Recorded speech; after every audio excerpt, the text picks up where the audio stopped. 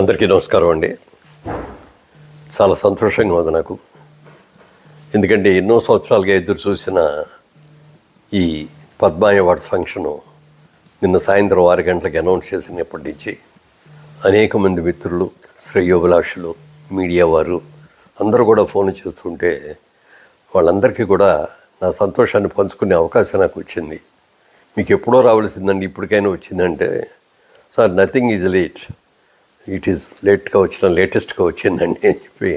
ఎందుకంటే అన్నీ మనం అనుకున్నప్పుడే రావు. తర్వాత ఏదైనా చెట్టుకు పండుగ చూసి కోసుకుందాం అన్నప్పుడు దొరికితే దాని అందం అప్పుడుతోటే పోద్ది. దొరకలేదని ఎదురు చూసిన తర్వాత దొరికితే దానికి వాల్యూ ఎక్కువ ఉంటుంది. ఇది కూడా నేను అలాగే ఫీల్ అవుతున్నాను. చాలా చాలా సంతోషంగా ఉంది. మిత్రులందరికీ కూడా నా శుభాకాంక్షలు తెలియజేస్తున్నాను. ఇంకో వేరే సందర్భంలో క్లియర్గా డీసెంట్గా తర్వాత మాట్లాడతాను.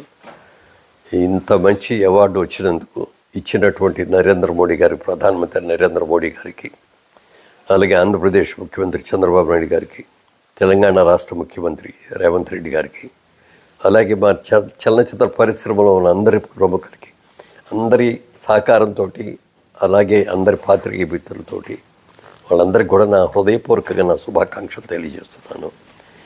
ఈ అవార్డు అందుకున్న తర్వాత తప్పక ఒకసారి మళ్ళీ డీటెయిల్డ్గా మళ్ళీ అప్పుడు ప్రెస్ మీట్ పెట్టుకొని చెప్తాను. Thank you.